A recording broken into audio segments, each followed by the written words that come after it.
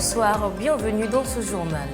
Au sommaire, culture, Burida, une convention donne droit à 30% de réduction aux artistes sur leurs frais de transport aérien avec l'entreprise Corsair. Concours de beauté Miss Côte d'Ivoire 2022, Kwasi Marlène Tani a été déclarée Miss Côte d'Ivoire 2022. La CAN 2023 reportée en janvier et février 2024 sous-région ouest africaine CEDEAO, sommet décisif de la CEDEAO consacré au Mali, à la Guinée et au Burkina Faso. Région du Sud Comoé, Grand Abidjan, mise en route du projet de délimitation des territoires de 189 villages dont Samo. Merci d'être sur la RSTV. Région du Sud Comoé, Grand Abidjan, lancé dans le Grand Abidjan afin d'impulser son développement, le projet de délimitation des territoires de 189 villages a connu un début de réalisation pratique ce mardi 5 juillet 2022. C'est dans la commune de Bonois et précisément à Samo, dans la cour de la chefferie, que la rencontre avec les émissaires de l'État a eu lieu. Pour Essan Jean-Baptiste, chef du projet, c'est beaucoup plus permettre au village d'éviter les conflits sociaux, mais aussi permettre à l'État de disposer d'une base de données foncières solide afin de mieux orienter sa politique de développement. Commentaire Zadi Mélène, un reportage Franck Morrison.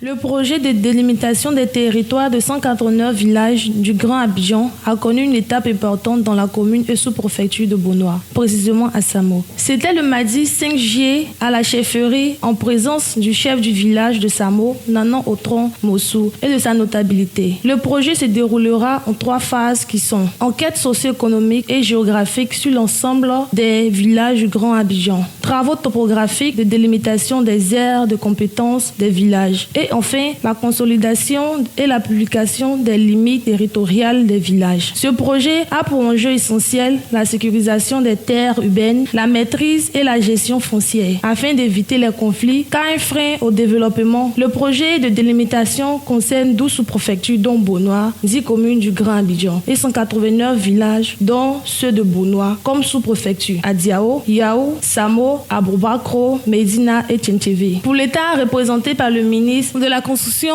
et du Logement, ce projet vise à déterminer les limites territoriales et les zones de compétences de chaque village du Grand Abidjan et à une meilleure gestion du foncier urbain. Pour M.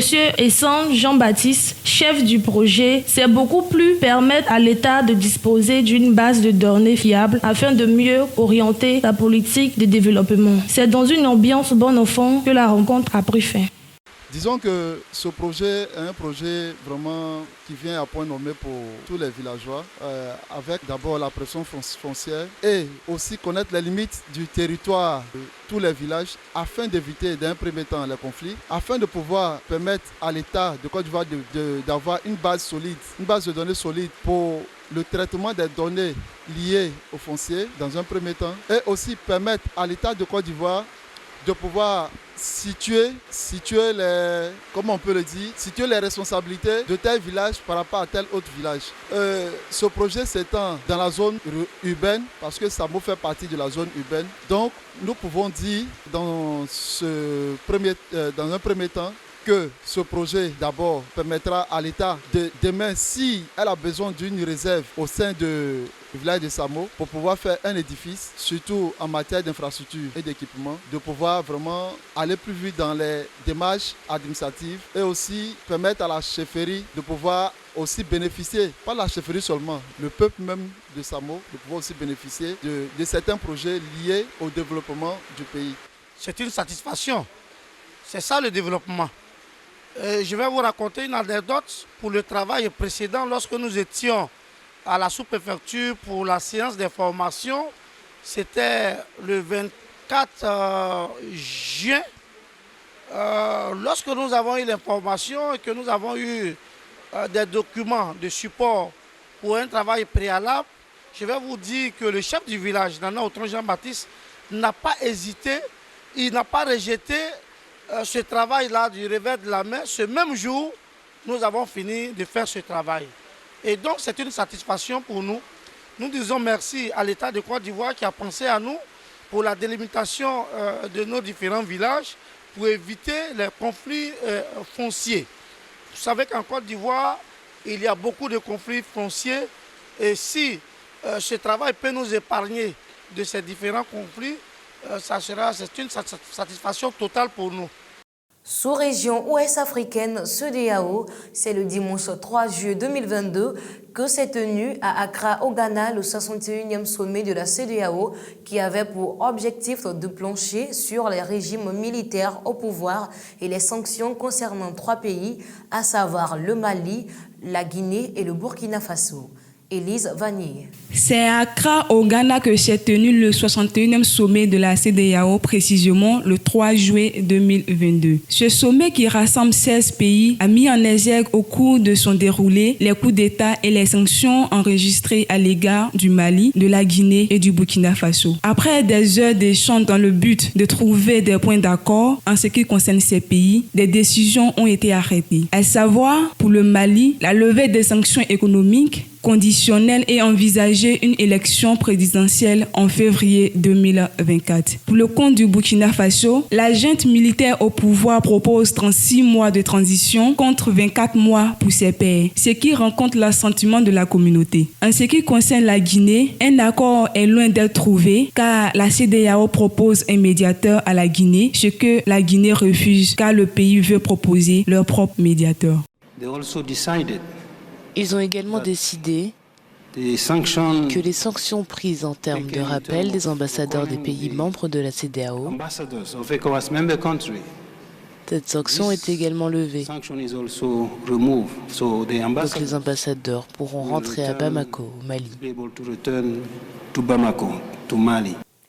Comme prévu, la finale du concours de beauté Miss Côte d'Ivoire s'est déroulée le samedi 2 juillet 2022 à Abidjan, Cocody, au Palais des Congrès du Sofitel Hôtel Ivoire avec la victoire de mademoiselle Kwasi Marlène Kani, 23 ans, 1,73 m, étudiante en Master 1 de droit. Kwasi Marlène Kani, originaire d'Aboisseau dans la région du Sud Comoé, succède ainsi à mademoiselle Olivia Yassé, qui a été élue Miss Côte d'Ivoire 2021 et Miss Africa 2021 en hissant haut le drapeau ivoirien en participant au concours Miss Monde 2021. Commentaire, Mariam Guiraud. La couronne de Miss Côte d'Ivoire appartient désormais à mademoiselle Kwasi Marlène Kani pour 1 an. La nouvelle reine de beauté succède à Olivia Yassé. C'est ainsi qu'a décidé les membres du jury et le public au thème du concours de beauté qui s'est déroulé le samedi 2 juillet 2022 au Palais des Congrès de l'Hôtel Ivoire Sofitel à Cocody. Monsieur Victor Yapobi, président du comité Miss Côte d'Ivoire, félicitant Olivia Yassé pour avoir remporté la couronne de Miss Africa au concours Miss Monde, s'est réjoui de l'aboutissement de cette haute édition, rehaussée par la présence de Miss Monde et de plusieurs autres reines de la beauté africaine, fortement appréciées par le public. La première dame de Côte d'Ivoire, Madame Dominique Ouattara, marraine de l'événement, représentée par l'épouse du vice-président, a offert la somme de 10 millions de francs CFA aux Miss de l'édition 2022. C'est sur une note de gaieté que cet événement a pris fin. Je dis un grand merci à Dieu, à mes parents et aux commissions. Et sans oublier tous ceux qui m'ont soutenu, mes amis. Et je compte donner le meilleur de moi afin de faire un excellent mandat. Ça n'a pas été facile. J'espère que celle qui vient d'être élue, elle et ses 2 dauphines feront un travail remarquable. On compte sur elle pour nous représenter le mieux possible sur le plan national et sur le plan international. Une convention entre le Bureau ivoirien des droits d'auteur Burida et l'entreprise de transport aérien Corsair donne droit à 30% de réduction aux artistes de Côte d'Ivoire, toutes tendances confondues sur leurs frais de transport à l'étranger. C'était le lundi 4 juillet 2022 à la salle des fêtes du casino du Sofitel Hôtel Ivoire à Abidjan, Cocody. Un reportage de Franck Morrison, commentaire Fat Koni.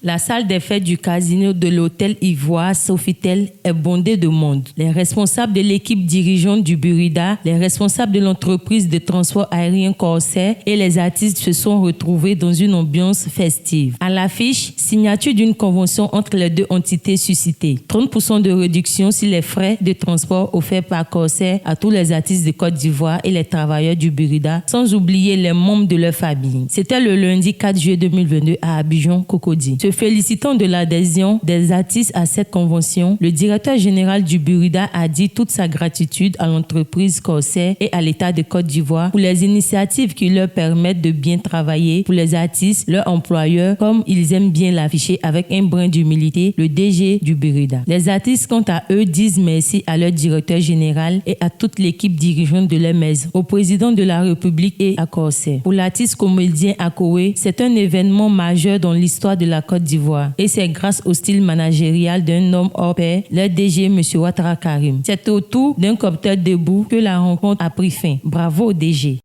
Nous les artistes, on est fatigués. Quand on est fatigué, on est fatigué. Nous qui avons l'habitude de prendre l'avion, on dépense trop. Mais avec celle-là, je crois que ça ira mieux. Moi-même là, avec l'âge là, je suis fatigué. Si avec eux, de toute façon ils ont dit là, si c'est ça, moi, je peux aller faire 2 semaines, 3 semaines ici, 2 semaines là-bas, 3 semaines ici. Ça m'a tellement plu, c'est bon. Franchement, je leur donne longue vie. Vous voyez mes narines, je suis très content. Voilà, le déplacement, ce n'est pas effectué cadeau. Donc, on a vu le Burida, la signature a été effectuée devant nous. Donc, la compagnie Corsair, c'est-à-dire nous les artistes, on veut voyager. Mais quand on regarde les coûts de billets, vraiment, c'est très, très compliqué. Donc maintenant, là, on peut voyager facilement. Et puis féliciter aussi le Burida, à sa tête, son directeur, Karim Ouattara, qui fait mains et pieds, qui fait tout pour que les artistes soient vraiment à l'aise. Avec la direction générale, tout bouge. Donc vraiment, cette signature nous va droit au cœur. Ça va permettre aux artistes que nous sommes de savoir que vraiment nous travaillons et qu'il y a des gens qui s'occupent vraiment de nous et qui nous soutiennent. Cette signature de convention est bienvenue, parce que cela va nous permettre à nous les artistes d'être bien payés, d'être bien rémunérés, et cela va nous permettre aussi de vivre de manière décente, voilà, de vivre de notre art comme on le dit. Vraiment, je suis très très heureux d'être ici, très content, et j'espère que cette signature de convention va s'élargir à toutes les sociétés on va dire, transport, à part Corsair, et toutes ces sociétés d'aviation, on va dire. Et puis, j'espère que tout va bien se passer. Je salue tous les téléspectateurs. Je suis Fadaldé, je suis artiste chanteur, reggaeman, et je suis administrateur au Burida. Je peux dire qu'aujourd'hui, c'est une satisfaction pour tous les artistes de Côte d'Ivoire. Et je profite de ces micros pour demander à tous mes pairs de se mettre au travail. Parce que c'est quand on travaille qu'on voyage beaucoup. C'est quand qu'on crée qu'on voyage pour aller partager avec ceux d'ailleurs ce que nous avons créé. Pour terminer, la prochaine Coupe d'Afrique des Nations, Cannes 2023, soutiendra en janvier et février 2024, a annoncé la Confédération africaine de football CAF le 3 juillet à Rabat. Le président de la CAF, Patrice Motsepe, indique que la saison des pluies en juin et juillet en Côte d'Ivoire justifie ce report à début 2024 à l'issue d'une réunion du comité exécutif de son organisation. Abraham Nyongra. Prévue à l'origine en juin-juillet 2023 en Côte d'Ivoire, la prochaine Coupe d'Afrique des Nations a été officiellement repoussée à janvier et février 2024. Comme annoncé par la Confédération africaine de football ce dimanche à Rabat par la voix de son président Patrice Motsepe. Ces pluies diluviennes, qui sont parfois mortelles ces dernières semaines à Abidjan, ont incontestablement pesé sur la décision du comité exécutif de la CAF. Face à cette décision, le président du COCAN, le comité d'organisation de la CAN, M. François Amicha, semble d'avis avec le comité exécutif de la CAF. Le Premier ministre, Patrick Achi, chef du gouvernement ivoirien, n'est pas d'avis avec le COCAN et la CAF, car pour lui, son pays était déjà prêt à organiser la plus grande fête du football africain à la date convenue. C'est ici que prend fin ce bulletin d'information. Merci d'être sur la RSTV. À bientôt.